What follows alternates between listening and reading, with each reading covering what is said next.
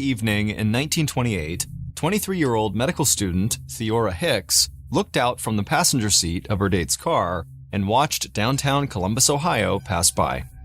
Theora was pale and pretty with cropped brown hair. She had on a fitted dress and wore her father's old watch on her wrist.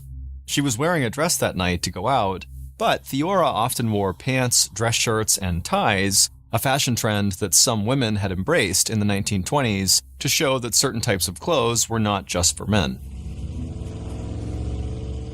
Theora's date turned his car onto a rural road that led out of the city, and Theora watched the buildings of Columbus give way to open fields and farmland. She turned to her date and smiled, and he smiled back. Theora's date that night was a man named Marion Myers. He was significantly older than Theora, almost 35 years old at the time, and he was tall, skinny, and bald. Theora and Marion had met on campus at Ohio State University. Theora went to medical school there, and Marion worked in the university's agricultural department. They had been seeing each other off and on for over a year, but only Theora's closest friends even knew Marion existed, because Theora did not talk much about her personal life. Her best friends knew that Theora occasionally went on dates with Marion, but they thought she never took any of those dates too seriously. And unlike most of her friends, Theora never talked about wanting to meet the right guy or getting married. In fact, some of Theora's friends had started to wonder if she even liked men at all, and they thought maybe seeing Marion was just a way for her to cover up the fact that she was actually interested in women. But her friends could never be sure, because when Theora talked to them about her life, she almost always focused on her dream of becoming a doctor or on the social changes she wanted to fight for that would give women more rights in a society that was still heavily dominated by men. Her friends loved that Theora was passionate about important subjects, but most of them still thought the way she lived her life was kind of strange. Even the fact that Theora was going to medical school seemed totally out of the ordinary to them, because in the late 1920s, women made up less than 5% of all medical students in the United States. In the car, Marion asked Theora how school was going, and she smiled again. One of the reasons she liked spending time with Marion was that he believed she had as much right to be in medical school and to become a doctor as any man did. Theora said school was going well, and that she was really busy with classes and work, but she didn't mind. Theora had worked hard in school her entire life, and she continued to work hard at medical school to achieve her goal of becoming a doctor. And so far, her commitment had paid off. While in school, Theora had spent time working in the veterinary department at Ohio State, alongside one of the most respected veterinarians in the country, Dr. James Snook, who invented a revolutionary technique for spaying cats and dogs. And soon, Theora was going to start working at the campus hospital. Theora believed that any work experience in a medical facility would help her in the future when she was looking for a job, and she thought that having connections like Dr. Snook would lend her credibility in a profession that a lot of people thought women had no business pursuing. Marion pulled his car onto a dirt road that was almost hidden by the fields that surrounded them on both sides. The road was bumpy, and the car shook a little. Theora laughed as she got tossed back and forth in the passenger seat, and then she saw their destination ahead of them. They were going to a shooting range kind of in the middle of nowhere, a few miles outside of Columbus. The place was popular with amateur marksmen and hunters in the area, but Theora and Marion were not going there to shoot guns. The location of the shooting range, and the fact that it blocked the view of people driving by on the main road, had made the open field near the range a popular spot for couples to go to have sex. The range had become so well known for this that people in Columbus had nicknamed it Shirt Tail Alley. Marion drove his car past the shooting range and a little way into the open field and parked. Theora leaned across the seat and kissed him, and then Theora slipped off her dress, Marion took off his clothes, and they climbed into the cramped back seat together. But just a few minutes later, they heard someone pounding on the car door. Theora and Marion froze. Then they heard a policeman telling them both to get out of the car. Theora looked at Marion, and she almost started laughing. She reached into the front seat, and she grabbed her dress. Outside, the policeman stepped away from the car, turned his back, and allowed Theora and Marion to step outside and put their clothes back on. Then, after they were dressed, the officer issued them both a ticket for the crime of fornication which was defined at the time as sexual intercourse between two unmarried people. And the officer told them they would each have to pay a $20 fine, which would have been over $350 in 2023. The policeman told Marion and Theora to go home, and then he got into his car and waited for them to leave. Theora and Marion climbed back into Marion's car, and right away Marion apologized for putting Theora in that situation. Theora said she wasn't angry, and she wasn't ashamed or embarrassed. She believed part of achieving greater rights for women was getting rid of the judgment and ridicule that young women her age often endured when they had sex before they were married. But Theora was not naive. She knew that a lot of people still frowned on things like premarital sex, so much that it was technically against the law where she lived. And even though Theora did not agree with that law, she didn't want more incidents like the one she had just had to adversely affect her future.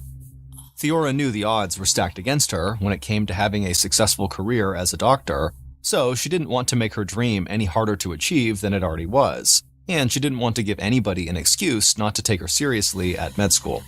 So, in the months after she got caught with Marion, Theora talked even less about her personal life with her friends, and her friends noticed that Theora didn't go on dates at all anymore. Even when Theora went to parties with her friends and their boyfriends, she never brought a guy with her. But Theora's friends didn't worry about her because she seemed happy, and she seemed even more focused on medical school and her future. And by the beginning of 1929, a few months after Theora turned 24, she felt like her dream of becoming a doctor was actually within her reach. Her classes were still going well, she was training for a new position at the hospital on the Ohio State campus, and there was a chance that she was going to get to help Dr. James Snook, the respected veterinarian she had worked with, on a book he was writing. And so, even a lot of Theora's friends and family, who had wondered why she had gone to medical school in the first place, started to believe that Theora was close to achieving her dreams. At about 7 p.m. on June 13, 1929, over a year after the fornication incident at the shooting range, Theora stood in her small bedroom in her apartment in Columbus, Ohio. She was reading a letter, and she felt her heart beat a little faster. The letter started off, "My dearie, I awakened early at about 7 and of course thought of you at once." Theora read about how much the person who had written the letter couldn't wait to see her again, and Theora smiled at the writer's signature at the bottom of the page. In big letters, it just said, Janet. Theora put the letter from Janet back into one of the drawers in her desk, and she got even more excited about her plans that night. Then Theora looked in the mirror to check her makeup and clothes. She was wearing a sleeveless brown dress with a white collar and a rhinestone belt, and she had her father's old watch on her wrist like she always did. Theora grabbed her purse, stepped out of her bedroom, and saw her two roommates sitting in the living room of their apartment. The two young women saw Theora, and a look of shock came across both their faces. They couldn't remember the last time Theora had gotten dressed up to go out on a date, but they were sure that's what she was doing. Theora told them she was going out with somebody that night, but she didn't say who. Then she told her roommates she would see them when she got home, and she went outside. She walked down to the end of the street and hailed a cab to take her to the Ohio State campus. On the drive, Theora asked the cab driver if she could have one of their cigarettes because Theora was nervous and she thought maybe it would calm her down. The driver reached into his pocket, pulled out a pack, and handed her a cigarette and matches. Theora lit the cigarette, but only took 2 puffs before she put it out, and she still felt nervous and excited. When Theora got to Ohio State, the sun was just setting, and she thought the campus looked like it was glowing. She walked down a tree-lined sidewalk towards the parking lot by the student center, and she saw a blue Model A Ford Coupe parked in the lot. That was Janet's car.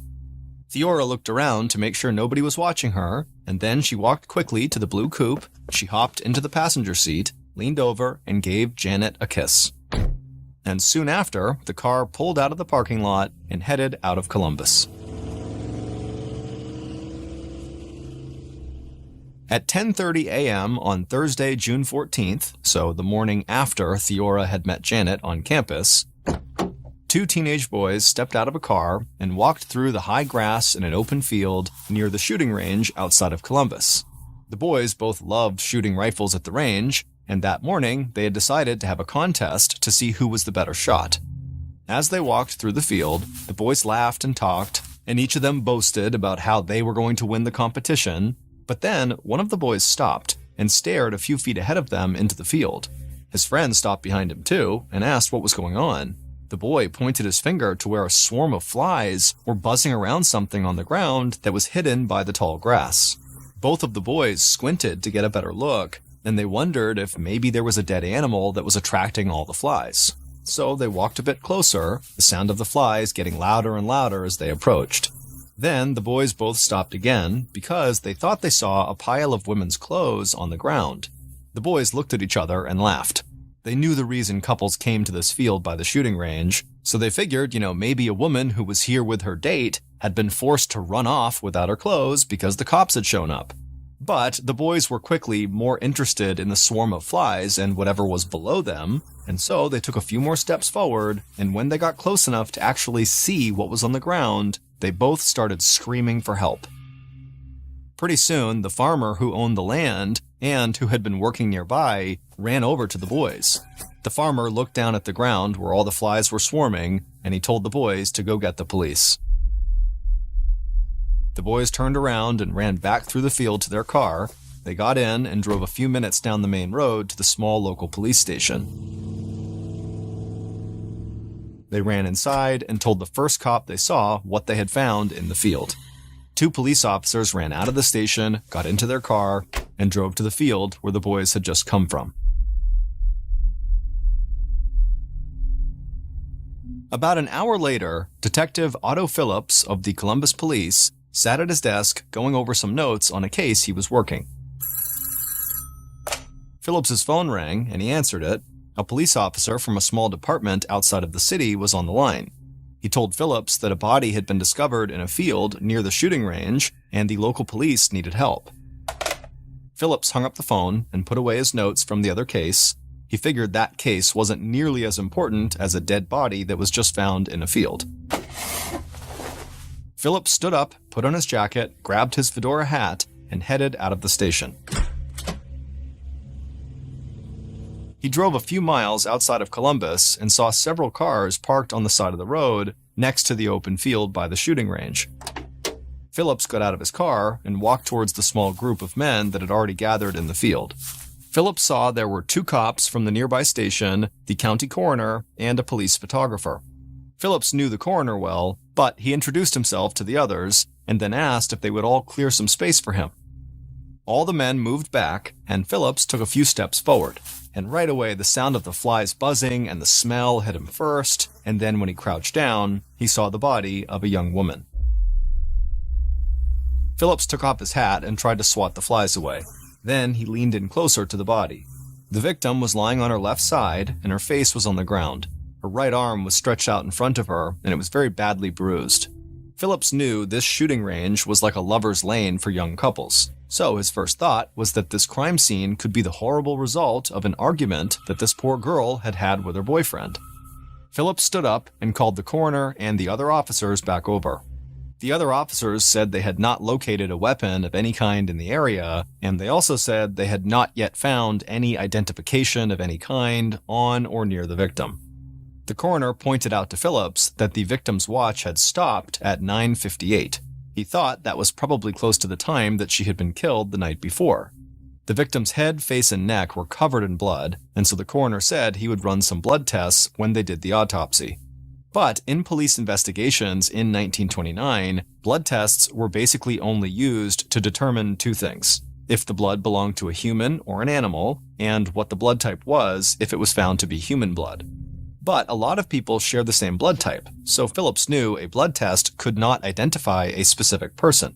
So as Phillips stood there in the middle of the field, he had no idea who he was looking at, and the test the coroner was going to run would not make that any clearer. But Phillips had to figure out who this young woman was before he could even start thinking about who might have killed her.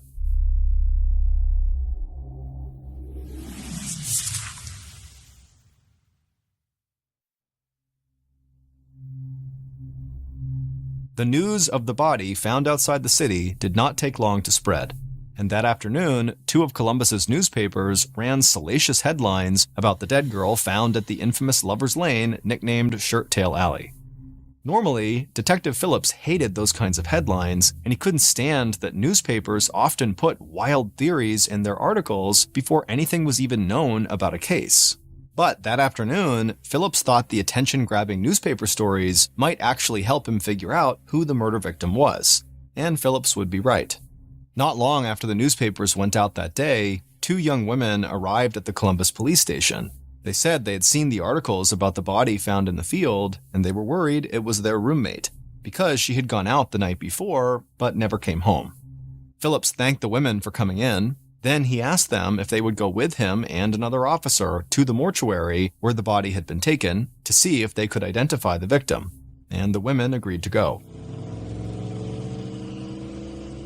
So the women took a short drive with Phillips and the other police officer. Then they walked into a cold, quiet room in the mortuary. The officers led them to a table to see the body, and the women stood there in shock. They hugged each other and started crying. The victim's face was mangled and bloody, but they could still see it was their roommate, Theora Hicks. Phillips said he was sorry to put the women on the spot when he knew how upset they were, but based on where police had found Theora's body, his instinct was that whoever had killed her was most likely a man she was seeing. So Phillips asked if they knew who that man might be.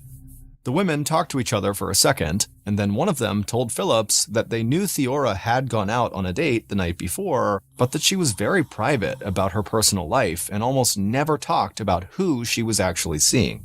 But the woman said there was one guy who Theora had always seemed to go back to in the past, and that was an older man named Marion Myers.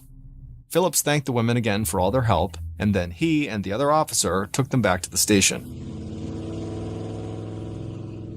Later that night, Phillips began looking into Marion's background, and it didn't take long for him to think this guy was the perfect suspect. Phillips learned from the officers at the small department outside of Columbus that a year earlier, Marion had paid a fine after he had been busted for fornication. Phillips also learned that Theora had been in the car with Marion when police found him, and that the incident had taken place in the same field where the teenage boys had discovered Theora's body. Early the next morning, so June 15th, the county coroner was sitting in a small office at the mortuary putting together notes from Theora's autopsy. Then he heard footsteps outside the office. The coroner put down his pen, got up from his desk, and walked out of his office. And he got startled when he saw a tall, skinny, bald man pacing back and forth. The coroner asked why the man was there, and the man looked at the coroner and said he wanted information about the dead girl police had found at the shooting range. The coroner asked who the man was and why he thought it was okay for him to be there, but the man just kept pacing and asking about the dead girl. So the coroner just turned and rushed back into his office and called the Columbus police to tell them what was going on. But by the time the coroner hung up and walked back out of the office, the tall, skinny, bald man had already disappeared. But when the coroner described this man to the police, they were certain it was Marion. And Detective Phillips was already planning to bring Marion into the station that day. Not long after the call from the coroner, Phillips sent officers to the house where Marion lived on the Ohio State campus to get him and bring him in for questioning. The police found Marion at the house and quickly drove him to the station. Marion was already Phillips's prime suspect, and his bizarre behavior at the mortuary just made him seem even guiltier to Phillips. Phillips led Marion into a small interrogation room. It was a cool day, and it had been raining, but Marion looked hot and sweaty. Phillips asked Marion about his relationship with Theora. Marion said they had dated on and off for a couple of years, but they were not dating anymore. Marion said he loved Theora, but she did not love him. And he was sure that she was seeing someone else even when they were together. Phillips asked Marion where he had been on the night of Theora's murder. Marion said he had nothing to do with what happened to Theora. Then he proceeded to stumble through a story about everything he had done on the day of the murder to prove that he had an alibi. Phillips felt like during his time as a detective, he'd learned how to read people pretty well, but there was something about Marion that he just couldn't quite figure out. Marion came off as a jealous, jilted lover, and there was a chance that he was making up his supposed alibi on the spot. But Phillips also got the sense that this was the kind of guy who would go into a panic and start rambling even when he was asked a simple question, like what he had eaten for dinner the night before. So by the end of the interview, Phillips still considered Marion a major suspect, but he wanted to know if Marion was right about Theora seeing someone else. Because if Theora was dating someone else, and that was who she had gone out with the night she got murdered, Phillips needed to find out. Later that morning, Phillips and other members of the investigative team went to Theora's apartment, and her roommates showed them to her bedroom. At first glance, Phillips thought it looked like the typical bedroom of a young single woman.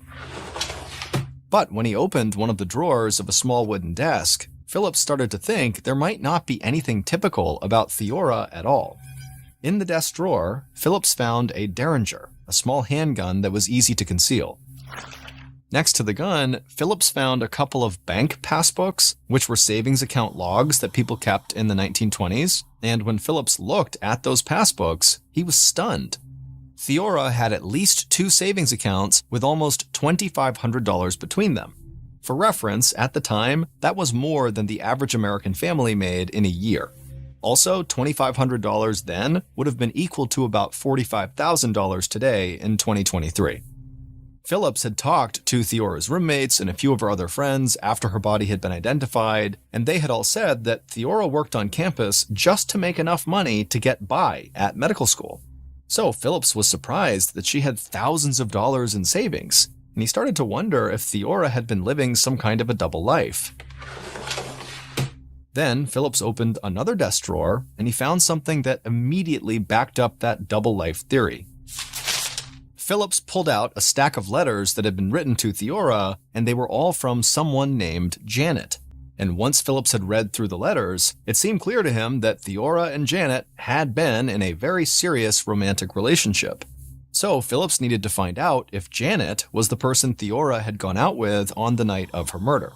But Phillips didn't have a last name for Janet, and when he asked Theora's roommates about Janet, they said they had no idea who Janet was. A few hours later, Phillips and his team met with Theora's classmates and people who she worked with at the campus hospital. But nobody they talked to knew anyone named Janet. And so the police went down their list of other people to talk to, and they saw there was a guy named Dr. James Snook who Theora had worked with in the veterinary department.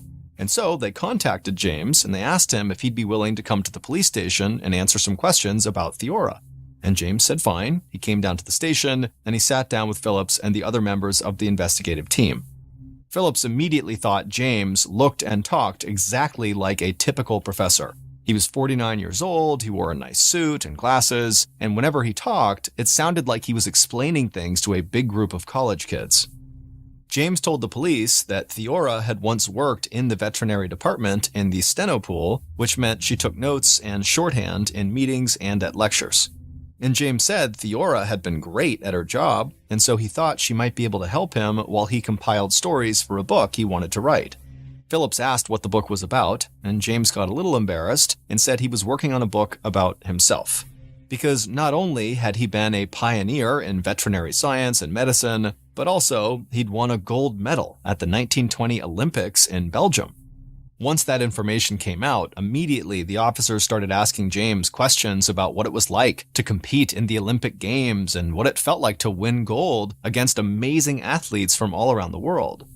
But eventually, Phillips got the conversation back on track, and he asked if James knew of anyone named Janet who worked in his department at the university or who might be connected to the veterinary school in some way. James thought about it for a minute, but said nobody came to mind. But he admitted that after being a professor for years, he was not great about remembering all the names of all of his students. They kind of blended together. And then at the end of the interview, Phillips thanked James for coming in and said they'd follow up with him if they needed to. After that interview, Phillips was getting frustrated. He had figured that Janet, the person who wrote the love letters to Theora, had to be a classmate or coworker, or at least somebody Theora knew from school. But so far, the search for Janet had been a total dead end.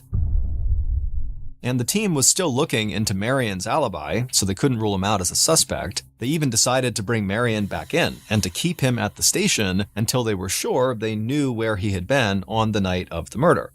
But Phillips was having doubts that Marion was the killer, and he was almost positive that Theora's secret lover, Janet, had something to do with Theora's death.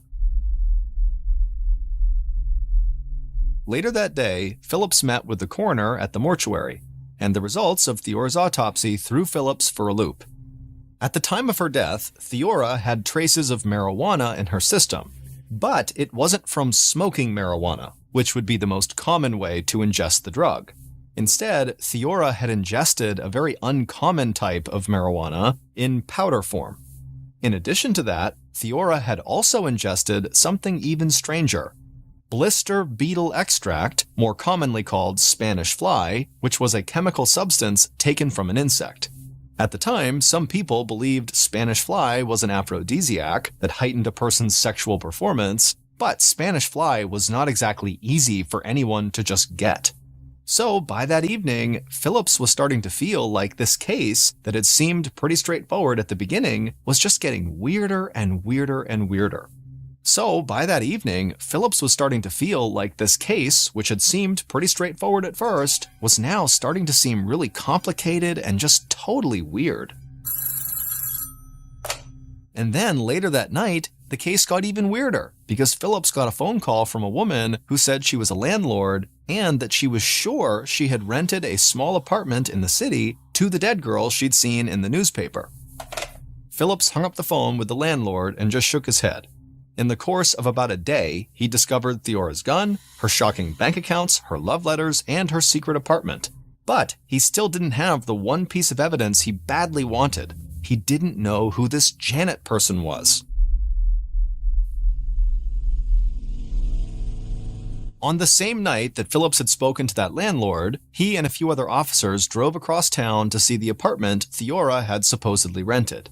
Phillips was exhausted, and he felt like that day might never end, but he hoped maybe something in this new apartment would either prove Marion was the murderer or lead him to Janet. The landlord walked Phillips and his team into the small one-room apartment. A large brass bed took up most of the space, and there was one wooden chair in the corner. Phillips also saw a back door that would allow people to come in and out of the apartment without being seen by anybody on the street in front. One look at the place, and Phillips knew this was a classic love nest where people would meet to have a secret affair. Phillips showed the landlord a photo of Theora, and the landlord said that was definitely the woman who had rented this place, but she'd used a different name. The landlord also said Theora had told her she would not be renting the apartment anymore and would move her things out that week. Phillips and his team searched the room for any piece of evidence that might help their investigation, but it looked like Theora had already moved out because all they found was a woman's brown hat lying on the hardwood floor. So when Phillips's long day finally ended, he still had Marion in custody at the police station, but he didn't really have anything new to go on. In the days following Detective Phillips's visit to Theora's secret apartment, police were able to corroborate almost all of Marion's alibi for the night of Theora's murder. But there was still about 30 minutes that night that Marion could not account for, and nobody close to him had seen him during that time. 30 minutes was long enough for Marion to have driven Theora out to the field by the shooting range and to have killed her, so Marion remained a prime suspect. Then, even though the investigation into this case had only been going on for a few days, the county prosecutor started to put a lot of pressure on Phillips and his team. The county prosecutor was new, he was young, and so the police figured he just wanted to make a name for himself by bringing a big-time murder case to trial. But the county prosecutor pointed to the continuing stories in the newspapers that were spreading wild rumors about a maniac roaming the streets of Columbus who wanted to hunt down more young women. So the prosecutor said this case needed to be closed soon before there was complete panic across the city. Detective Phillips agreed with that, but Phillips was convinced he wouldn't be able to close the case until he found this Janet person, the person he was sure was having an affair with Theora when she was killed. So Phillips and his team kept interviewing new people connected to Theora, and they circled back around to talk to people they had already met with to see if maybe they had missed something the first time they spoke. Then, just after 11 a.m. on June 18th, so 5 days after Theora's murder, police brought a woman in who they hoped could move the investigation forward. The young county prosecutor would lead the interview. He asked the woman a series of questions over the course of 4 hours. And when the woman was tired and worn down, she said something that made Phillips and the prosecutor rethink the entire investigation. What they heard in that interview would finally lead Phillips to his Janet, and the police would discover who had killed Theora. Based on the interview led by the county prosecutor of that woman, evidence found at the crime scene, and interviews conducted throughout the investigation, here is a reconstruction of what police believe happened the night someone murdered Theora Hicks on June 13, 1929. On that day, at about 9 p.m. at night, Janet's blue coupe pulled into the parking lot near the Student Center on the Ohio State campus. Janet was wearing pants, a dress shirt, and a tie. Janet was nervous and kept glancing back and forth to make sure nobody was watching the car. Then Janet saw Theora walking towards the parking lot. Theora got into the car, gave Janet a kiss, and they sped away from the university. A few minutes later, Theora found herself staring out at fields and farmland as they headed to the shooting range outside of the city. Theora knew this drive well, but something felt a little different that night. She felt a little lightheaded and maybe a bit confused. Still, she was excited to be going back to the shooting range. She had avoided it ever since she got caught by the police there over a year earlier, but she figured with as dark as it was going to be that night, the police wouldn't find them. Janet eased off the gas and turned onto the road that led past the shooting range and parked in the field nearby. Theora looked over at Janet and smiled, but Janet just looked away. Theora's head started to feel even lighter than it had on the drive over, and her face was starting to feel flushed and hot. Then Janet turned to her and said something that made Theora very angry. Theora snapped a comment back, and then before long, the two were arguing. Theora was livid, and she shouted at Janet, and then Janet screamed even louder back, and before long, Theora just felt so lightheaded and so angry that she just wanted to get some air. So Theora grabbed the door handle, but before Theora could get out of the car, Janet leaned into the back seat, picked up a hammer, and smashed it into the back of Theora's head. Theora heard ringing in her ears, but she was still conscious, just totally stunned. The cramped car had not allowed Janet to really get a full swing before she hit Theora. Theora's head wavered back and forth, and she turned and just stared at Janet in stunned silence. And Janet simply raised the hammer again and began striking Theora over and over again in the face. Theora felt warm blood running over her eyes, her cheeks, and nose, but she managed somehow to open the car door, and she stumbled into the field outside. Janet flung the driver's side door open, rushed around the car, grabbed Theora by the arm, then Janet raised the hammer high and brought it down again on the back of Theora's head. Theora slumped forward onto the ground. Her arm hit the ground hard in front of her, and her watch actually broke. Janet just stood there, staring down at Theora as blood began to pool around her, and Theora was still moaning and gasping for air. Janet thought that sound was absolutely horrible, so Janet dropped the hammer, took out a pocket knife, crouched down, and slit Theora's throat. Theora would die in that field. Then Janet grabbed the hammer off the ground, ran to the car, tossed the hammer and knife into the passenger seat next to Theora's purse, and then Janet sped away from the field and back onto the main road. Early the next morning, Janet went to the secret love nest and almost completely cleaned it out. Then Janet drove the blue coupe to the Ohio State campus and got the car washed by the custodian who worked at the university's veterinary school, where Janet was a professor. Dr. James Snook, the Olympic gold medal winner and widely respected veterinarian, was Janet. He had murdered Theora.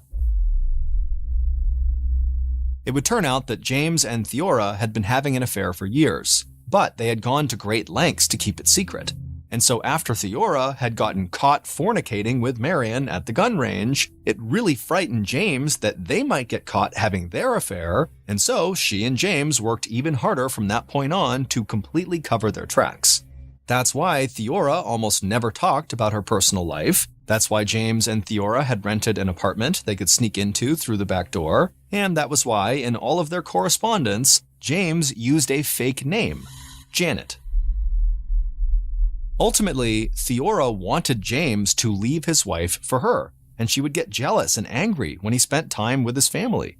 And so sometimes Theora would go out with Marion just to try to make James jealous. But Theora did always hope that she and James would somehow work out their problems and be happy together. And in the days leading up to the murder, James had said that he did not want them to rent that secret apartment anymore. So Theora thought that meant maybe James was finally going to tell her that he was leaving his wife and that they could bring their relationship out into the open. But James had absolutely no intention of doing that. He was not about to leave his wife. He just wanted to stop renting the apartment with Theora. And he worried that when he told Theora this, she would end up telling his wife everything about their affair. So James decided to kill Theora. It turned out James's gold medal in the Olympics was for pistol shooting. So he was very familiar with the shooting range outside the city, and he would still go and practice there sometimes. He thought the shooting range's reputation as a sort of lover's lane would provide him cover and make it look like the murder was the result of an argument between a young couple. On the night of the murder, James was a little bit hesitant, but when he told Theora he was going to be going away for a while with his family, Theora snapped and got really mad.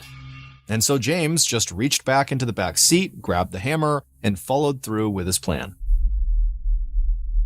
But James got caught because the woman who spoke to Detective Phillips and the county prosecutor at the police station was James's wife. The police had brought her in because they had begun to suspect that Theora was more to James than just someone who could help him with his book. And they wondered if maybe James's wife had killed Theora in a jealous rage. But after hours of being interviewed, James's wife revealed that James had left the house and been gone for a long time on the night of Theora's murder. And so police dug deeper into James's background, and they discovered that James had been taking amounts of money out of his bank account that matched the amounts in Theora's passbooks. They also learned that James had easy access to the powdered marijuana and the Spanish fly that Theora had ingested because, at the time, both of those substances were used in veterinary medicine.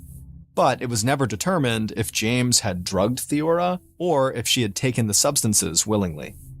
When Phillips and the county prosecutor brought James in to be questioned again, he would first admit to being Theora's secret lover, Janet, and then he would ultimately confess to murdering Theora. James was found guilty of murder and sentenced to death. In February of 1930, so less than a year after James had killed Theora, he was executed in Ohio in the electric chair.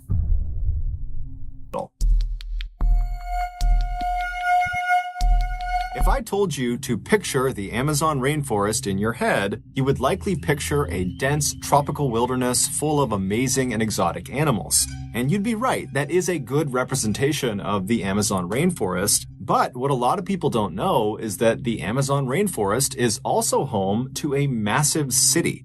It's called Manaus, and it sits right in the middle of the Amazon rainforest, right along the Amazon River. And it happens to be one of the most violent places in the entire world. All it takes in Manaus is simply walking down the wrong street or crossing the wrong person, and you can get shot or stabbed in broad daylight, and there's virtually nothing anyone can do to stop it.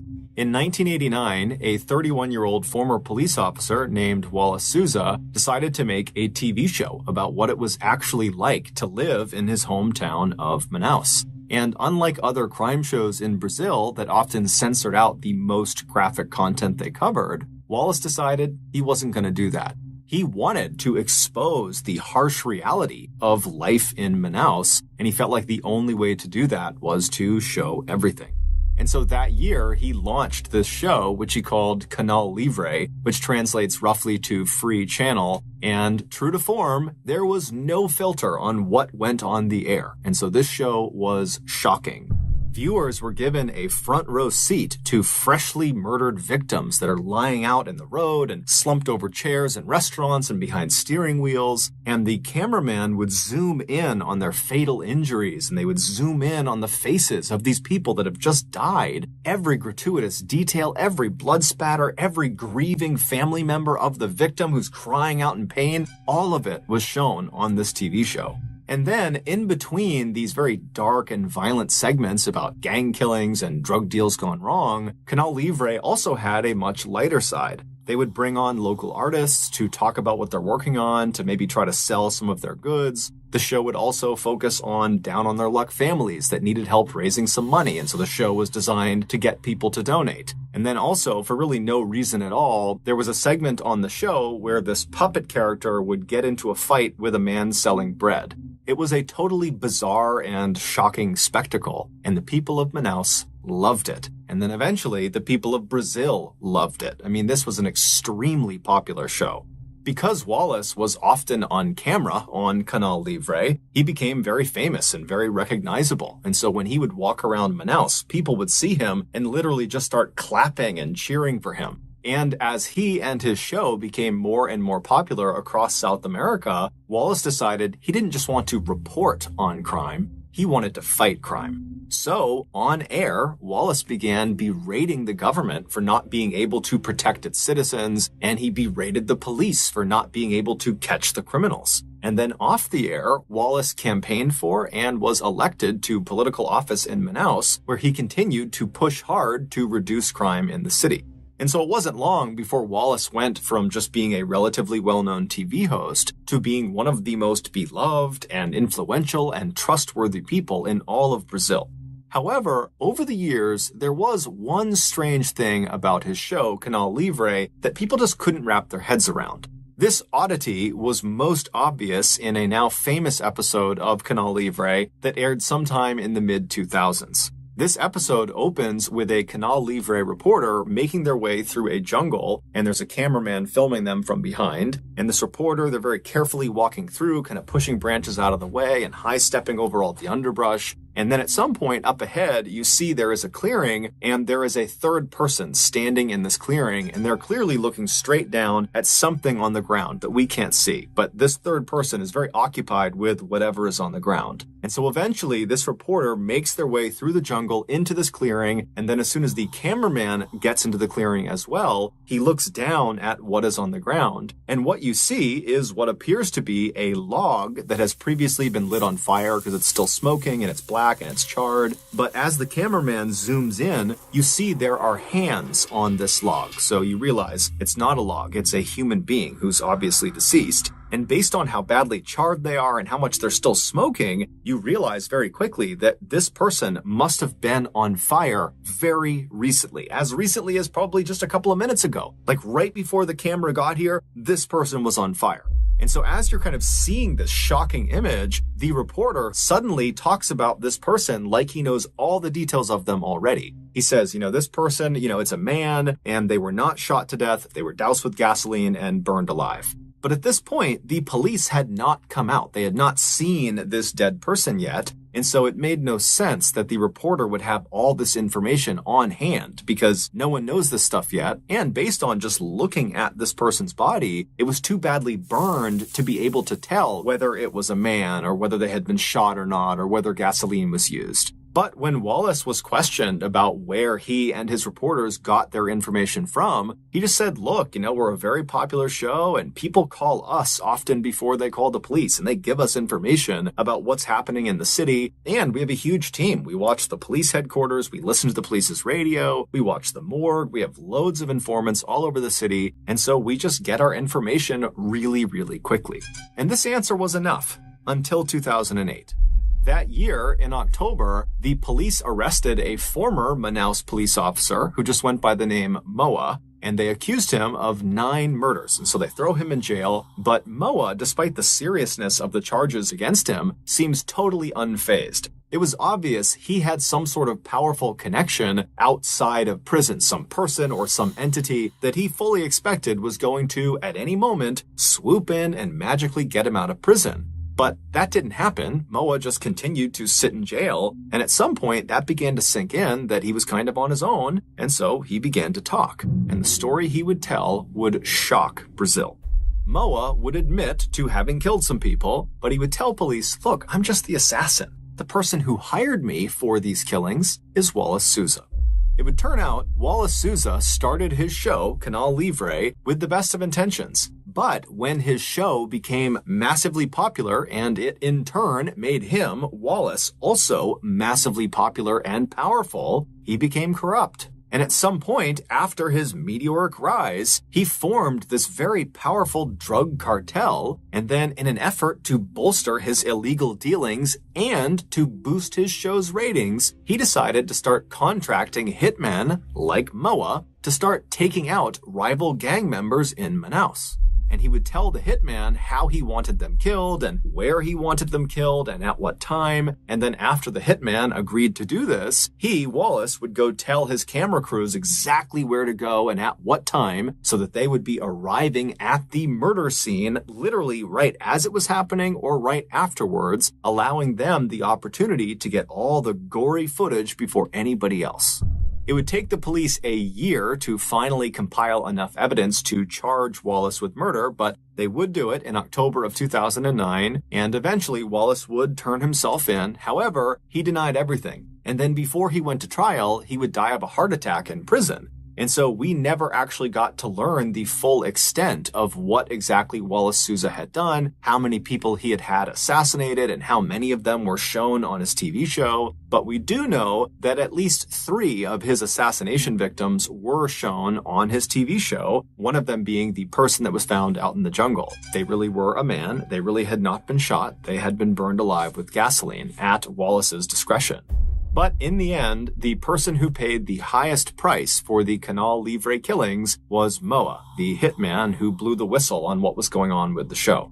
On New Year's Day in 2017, a crime syndicate overran the prison where Moa was being held. Now, they had lots of targets of people they were going there to kill, and one of them was Moa. They were furious with him that he spoke to police and gave up information about the drug trade in Brazil. And so eventually, this angry mob of gangsters made their way over to Moa's cell, and when they found him, he was pressed up against the back of his cell wall, basically as far away from the bars as he possibly could be, and he began pleading for his life, and this horde was not having it. They were only there to kill him. And so they all have machetes and knives, and they're looking at him through the bars, and they say, we're going to come in there, we're going to cut you to pieces. And so then they start banging on the door, they're trying to hack the lock open, and Moa, he can't do anything. All he can do is kind of just keep himself all the way to the back of the cell and hope they don't get in. And eventually, they can't open the door, and they know it. And so they do the next best thing. They reach through the bars with a lighter, and they light Moa's mattress on fire.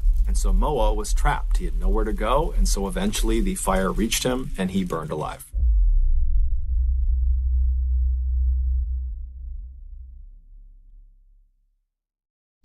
The next and final story of today's episode is called Inside a Nigerian Death Factory.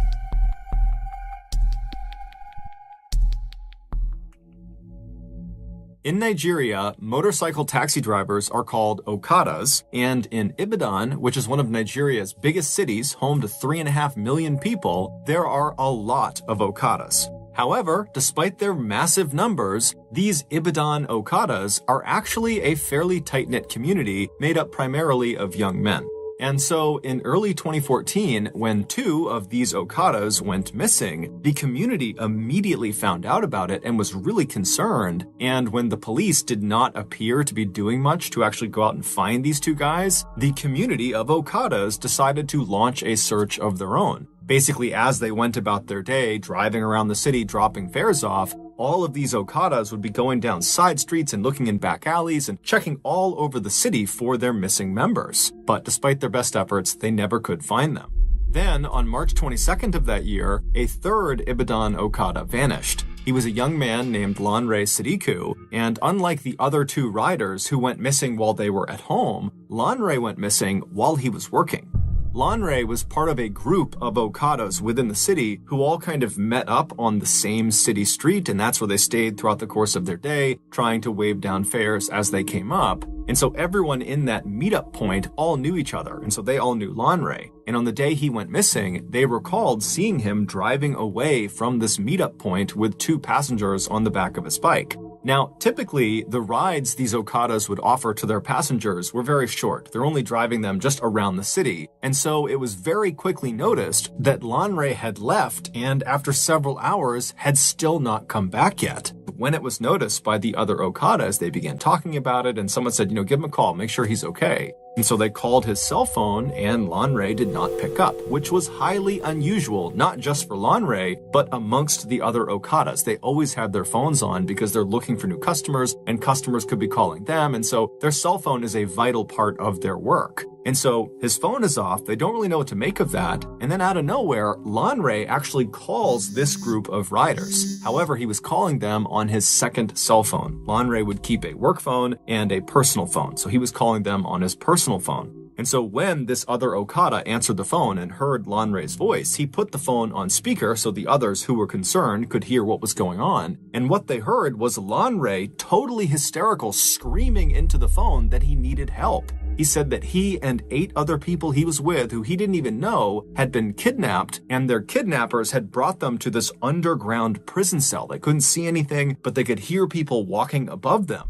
Lanre also explained that when they had been kidnapped, the captors had taken all of their belongings, but they hadn't recognized that Lanre had this secondary cell phone, which is why he was calling from it. And so in between Lanre's frantic descriptions of what was going on and what had happened to him, these Okadas that received this call, they can hear in the background these other 8 people that are with Lanre in this underground cell screaming out as loud as they can, probably to get the attention of someone, anyone who was above ground who might be able to come down and save them. And so these Okada riders who are getting this call from Lanre, they're horrified and they're trying to calm Lanre down so he can explain where he is so they can go find him. And finally, Lanre, he does compose himself and he gives them really specific directions to this footpath that led into the Soka forest where he said he had been taken. The Soka forest was a very dense stretch of wilderness right on the outskirts of Ibadan. Lanre would tell them that he had no idea where specifically in the Soka forest he was. However, he said, if you just keep walking on that path, eventually you'll hear us calling out from underground and you can come and save us. And so as the riders turned on their bikes and they got ready to head out and go rescue their friend, they told Lanre to stay on the line. Let us keep talking to you until we find you. But as they're telling him that, his phone abruptly cuts out. And then when they tried calling him back, his phone was off. About 40 Okadas from Lanre's meetup spot took off together and sped down city streets until they hit this major highway that would take them out of the city. And then once they were out of the city, they went down this other road that brought them right towards the Soka forest. And then as this road put them right up against the tree line on their left side of the Soka forest, they all began looking for the 2 burned out cars that Lanre had said marked the beginning of this footpath they were looking for. And so sure enough, they find these burned out cars, they park all their bikes off on the shoulder of the road, and they quickly realize that this really is a footpath only. There's no way they can get their motorcycles onto the path, not only because the burned out cars are blocking their way, but because the path itself is so overgrown with vegetation. I mean, they can barely see the path, let alone drive something through it. And so the men leave their bikes by the side of the road, and then unarmed, they walk past the burned out cars onto this path, and then because it was so narrow, they had to walk more or less in a single file line into the Soka forest. And so as these men are basically marching into the woods, they're not making any sound, because again, they're trying to listen for the sound of their friend and the other people that have been taken captive somewhere underground. And so they're silently marching through this forest when all of a sudden, the guy at the front of the line thinks he hears something way up ahead. And so he holds his hand up to stop the line, and they all stop and they're trying to listen. And then all of a sudden, about 50 feet ahead of them through the trees, this man they didn't recognize suddenly jumped out from behind a tree. He yelled something at them, and then he raised his gun and began firing in their direction. The 40 Okadas immediately turn around and just sprint back down the path, right back out to the road. They hop on their bikes and they peel back out towards the city. When they finally get back to the meetup spot they had all originated from, they realize they can't just leave Lanre and the other people he was with out to dry. They have to go back and rescue them. They considered calling the police, but given the lackluster response to the other two missing Okadas, they realized they probably would have a higher chance of saving their friend and the others if they just went themselves. And so the 40 Okadas rounded up another 60 from other neighboring meetup spots, and this huge posse of over 100 men all hopped on their bikes and headed back towards that footpath that led into the forest. When they got there, they put their bikes on the side of the road, and this time, when they started walking down that path, they had guns, knives, bats, all sorts of weapons, and they were not trying to be quiet. They were actually yelling like these loud war cries to let the gunmen and any other gunmen in the woods know that there was a horde of angry people that were coming into the woods for a fight. And so as they're marching down this trail, kind of expecting to get shot at any point, it doesn't happen. Instead, after quite a while, they walk out of the thick forest into this huge opening. And right in the middle of this huge clearing is this fairly small river, but it's big enough that it would be very difficult to cross. However, they can see there's a bridge, this kind of crumbling old stone bridge that goes over this river. And then on the other side of the bridge, on the other side of the river, they can see there are two dilapidated buildings. The one that is closer to the bridge is this small black shack that has a window looking out towards them. And from their perspective, they're maybe 100 feet away from this shack. They can't tell if anybody's inside of this building. And then the other building was much bigger than the shack. It was this huge kind of broken down warehouse that had big, tall cement walls. And then all around it was this huge chain link fence with barbed wire wrapped around the tops. And so this huge posse of Okadas, they come storming out of the forest and they run over to that bridge, which is the one way across. And as they get on the bridge, they're kind of scanning the two buildings. They're not seeing anybody. And then one of the men, they look down underneath the bridge and they actually see Lanre's motorcycle. It's lying on the banks of this river, kind of tucked up underneath the bridge, as if someone had stolen it. And so everyone already knows Lanre is somewhere over here. We're going to go find him. And so the men, they get over the bridge, they go to that first building, that black shack, and they open up the door. It's a plywood door, and there's no one inside. But the shack is literally stuffed full of hundreds and hundreds of articles of clothing and shoes. And so after kind of looking this over and not really sure what to make of it, the posse moved on from the black shack and made their way up to the fence right in front of this huge warehouse.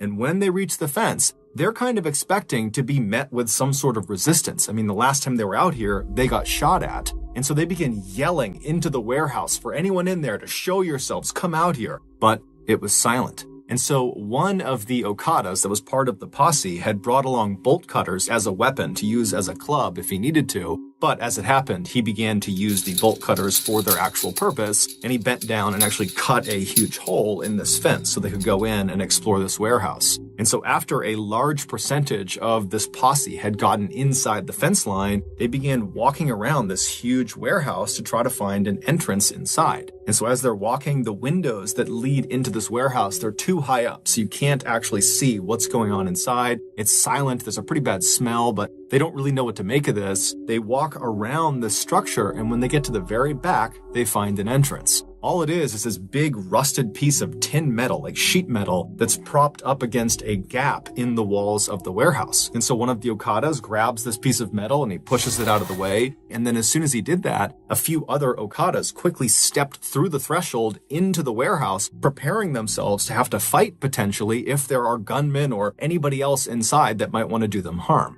But as soon as they see what is inside of this warehouse, they immediately lower their weapons and just stare in abject horror. According to the locals who lived actually in the forest relatively near where this warehouse was, they said there was actually another way to get to this particular area, to get to the warehouse. There was another path that was very rough, but it was big enough for one vehicle that came in from the other direction. Now, the locals said they didn't use this path at all. They didn't even know where it originated from. But they said for the last 10 years or more, they have seen one vehicle use this road all the time to get to the warehouse. And it was this black Jeep with black tinted out windows. And they said it would typically show up most nights of the week around 8 p.m. And they said it would just go down the road, it would make its way over to the warehouse area, and then around 9:30 p.m., they would hear or see the black Jeep leaving. Now, none of the locals knew who was driving this Jeep, although they knew it was a man. That was really all they knew. And they had no idea what this man did when he got over near the warehouse. However, for the last 10 years, every time this guy was over near the warehouse from 8 to 9:30 at night, they would typically hear screams coming from that part of the woods, coming from the warehouse. And when the locals brought their concerns to police, the police just kind of blew it off and didn't do anything about it and actually told the people, don't worry about it. And so over the years, the locals had kind of just accepted that this man in his black Jeep and the screams coming from this warehouse were just a part of life. And so no one even reported it anymore. Had the police followed up on the locals' concerns about this Jeep and the screams, they would have discovered that that warehouse was actually a storage facility for a very in-demand and very illegal product. And that man who drove that black Jeep, he would take this illegal product and he would bring it back with him in batches and he would sell it on the black market. When this posse of 100+ Okadas pulled that metal door aside and they stepped into the warehouse, they were not met with any resistance. Anyone that had been there, any other gunmen or guards or anything like that, they had fled when they heard the sound of this massive posse whooping and yelling on their way in. And so as these Okadas are standing inside of the structure surveying what's in front of them, the first thing they noticed is right in the middle of the structure on the ground is this cement slab. It's about 4 feet by 4 feet, and one corner of this slab was elevated slightly by some rocks that had been placed under it, kind of propping it up, pitching it on an angle. And then just off of the side of the lowest point of the slab was this wooden bowl that had dark stains inside of it that was positioned in such a way that if you put water on the slab, the water would drain off of that corner directly into this bowl. Basically, it was there to catch any runoff from whatever was happening on this slab. Around this cement slab, all over the dirt floor, were bones, some with meat on them. And then beyond the bones and beyond the slab, all around the perimeter of the inside of this building were extremely malnourished, catatonic people chained up to the walls.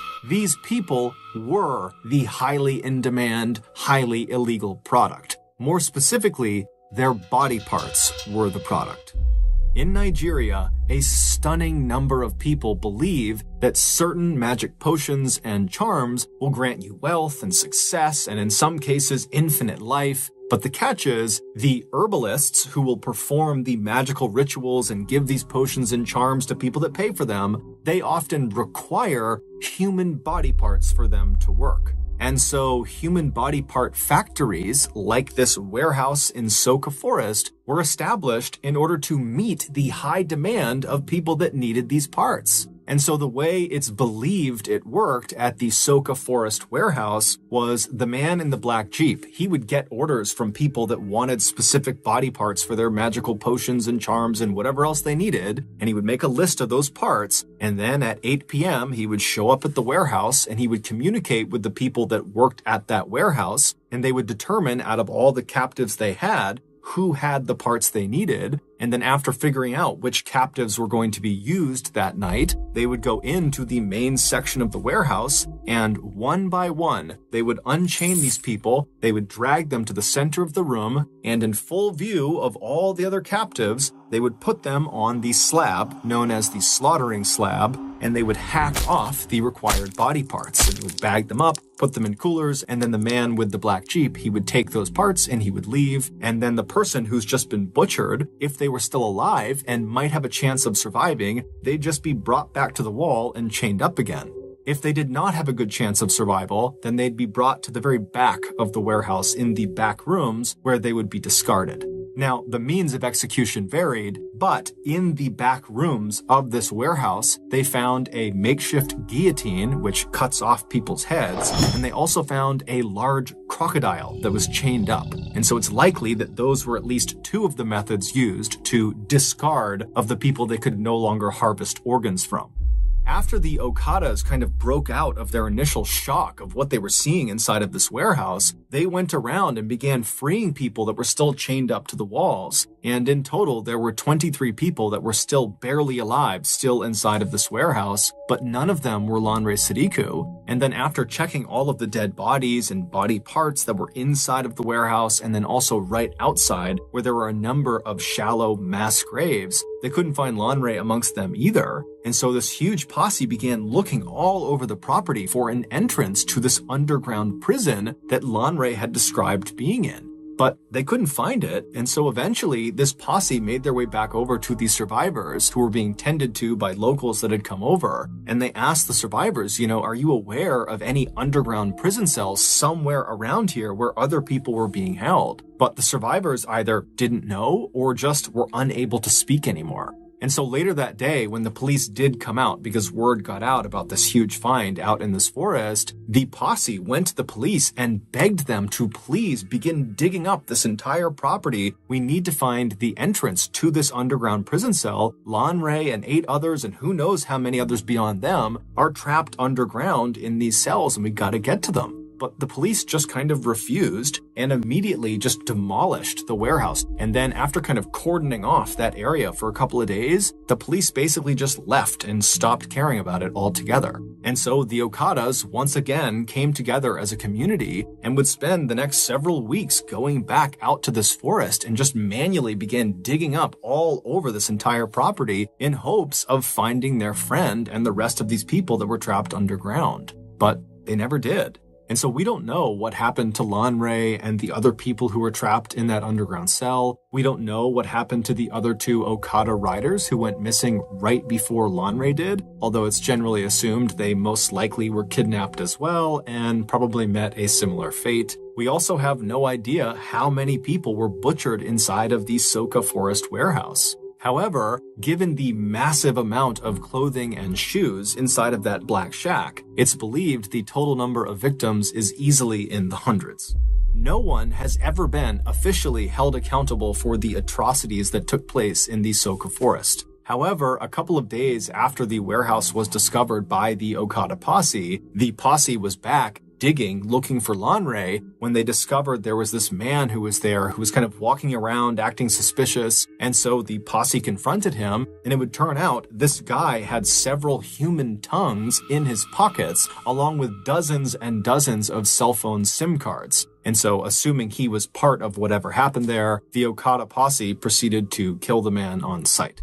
Later on, a woman who was a survivor from the warehouse would tell reporters how she got kidnapped. She said she lived in Ibadan, she was well educated, she had a good family, she was just sitting outside of her house, when all of a sudden this van pulled up in front of her, and these very official looking men were inside of this van, and they got out and they told her, you're under arrest, you gotta come with us to the police station. And the woman was so confused, but the men were very professional and seemed very convincing, and so she got inside the van, they shut the door, and they drove off. And very quickly, once she was inside of the van and couldn't go anywhere, she realized they were not police, she had been kidnapped, and within the hour, she, along with several other people who had probably been kidnapped in the same way, were stripping their clothes off right outside of that black shack on the other side of the river, and they were told to put their clothes and belongings inside of the shack while they were being held